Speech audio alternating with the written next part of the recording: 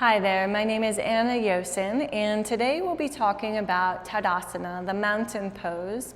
It's one of the most basic and simple poses, but there's also actually a lot to it to do it correctly. So keep in mind too that correctly is how it feels good in your personal body, and that everybody's body is a little bit different.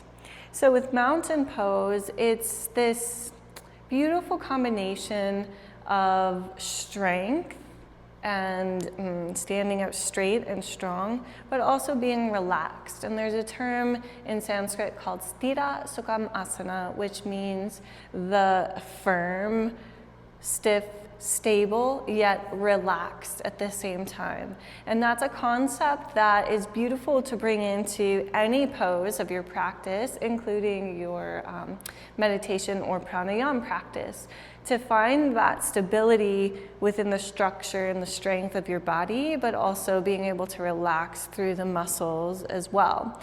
So with that in mind, let's start at the feet. So we're gonna take a, stand up if you're not already standing up, go ahead and join in with me.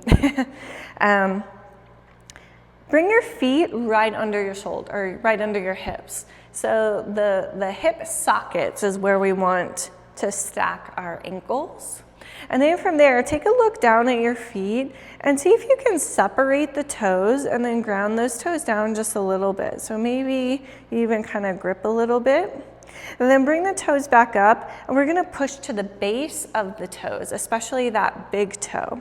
So notice that when I do that, it actually pulls my arches up. So that's something you want to be able to do on almost every pose, not every pose, but most of them.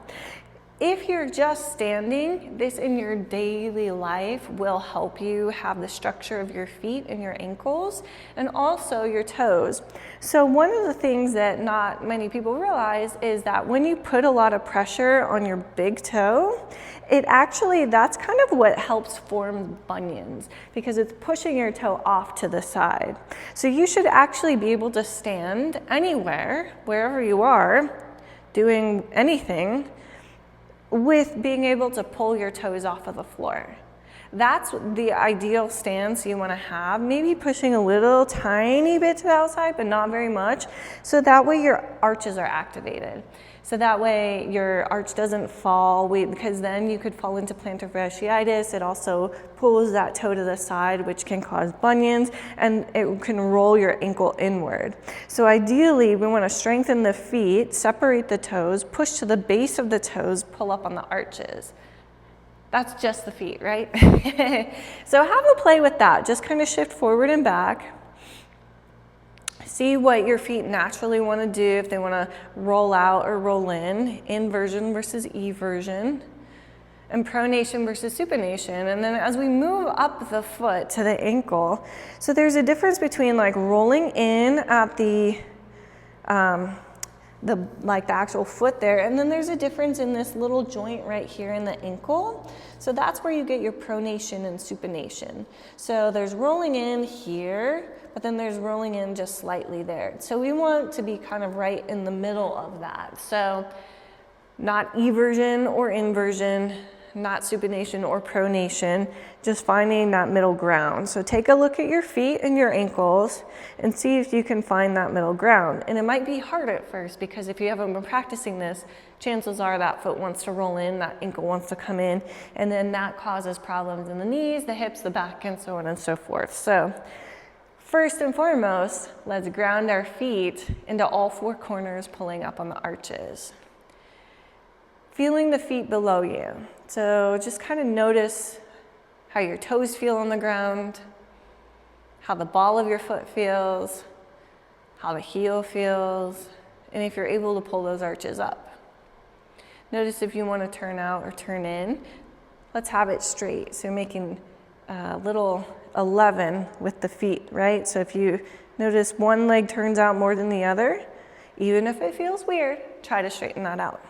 Right? Then we look at the knees, right? So we're going up on the knees. Now, you don't want to lock your knees out. You can have just a kind of slight bend in there. But if your ankles and your feet are straight, that should straighten out your knees. And then you've got your hips. So the hips, That can be a little challenging if you've got a huge arch in your back or if you've been rounding a lot.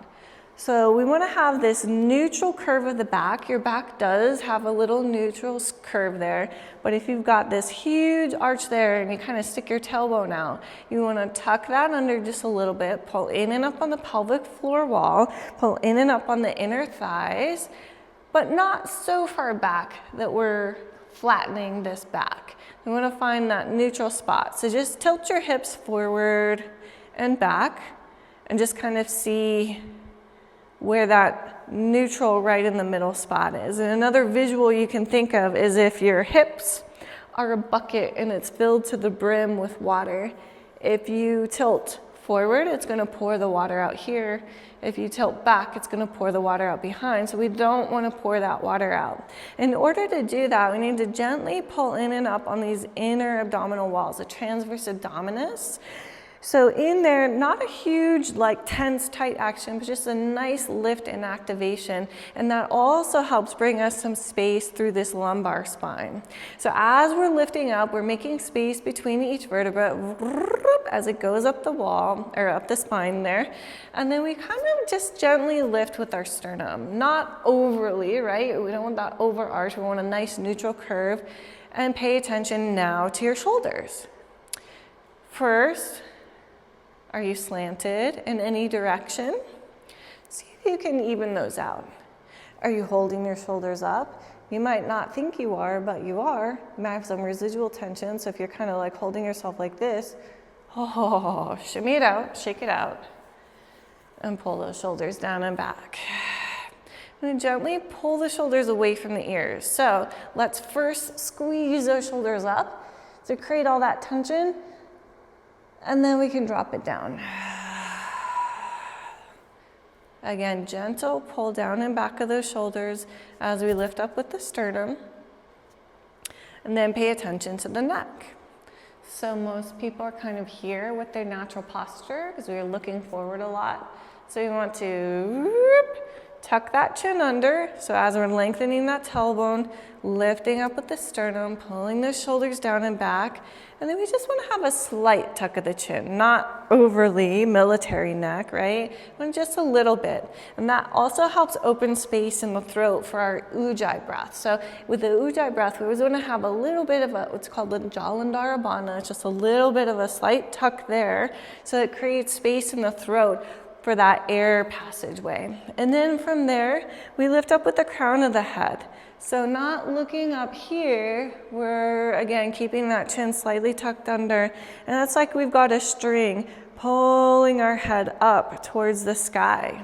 So we've got those deep roots from our feet going down into the earth. We've got this string pulling ourselves up from the crown of our head, and we're lengthening our spine, making space between each vertebra. Right? Simple pose, but so much to it. So with that, all of that in mind, go ahead and close your eyes for a moment. And then begin to focus on your breath. So in this strong, stable, yet relaxed mountain pose, Tadasana, we then begin to breathe. You can flutter your eyes open, look back at the screen. From here, what we're doing is we're going to practice a thoracic breath. So what I mean by that is we're breathing into the rib cage. So not the shoulders, not the belly. That's more of a relaxed breath that we'd use for meditation. And we want to keep the shoulders down. Now think about where the lungs actually are, right? So the lungs start right up here, and they go to the bottom of our rib cage. We usually think of the pictures, oh, the lungs, and for some reason, in most people's mind, we think the lungs go like all the way down, but they don't. They actually end at the rib cage. The rib cage is protecting them. So that's as far as we want to expand, because we want to keep the engagement of our inner abdominal wall for our poses. That's really important for the alignment of our poses in our asana practice. So we're breathing in. First, try to fill the top of the lungs up here. Keeping the shoulders down. We're breathing into this sternum in that upper back. And then we breathe into the middle. And then even the bottom of the rib cage, and notice my belly is still in just a little bit. Not super tight, not super tense, but just in a nice lift.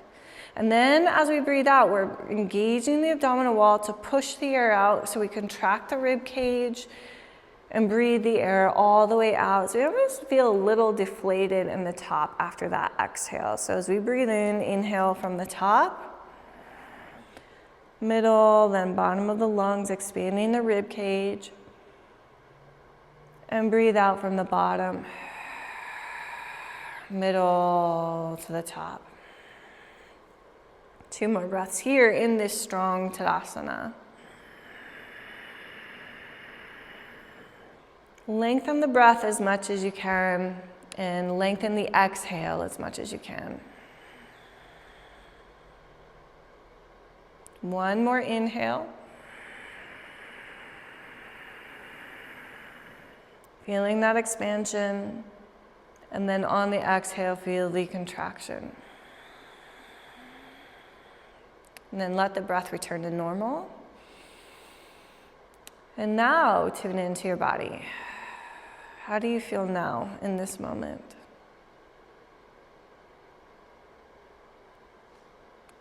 Beautiful. So that, my friends, is a breakdown of Tadasana. It's a great practice if you're just out and about, you're standing in line somewhere and you're getting distracted by everything. You just kind of want to go inward and have a little mindfulness and breath. Practice this in line at the grocery store, wherever you are. With that, thank you for joining me today. If you have any questions, go ahead and comment below. And as always, I wish you peace and happiness. And thanks for tuning in. Namaste.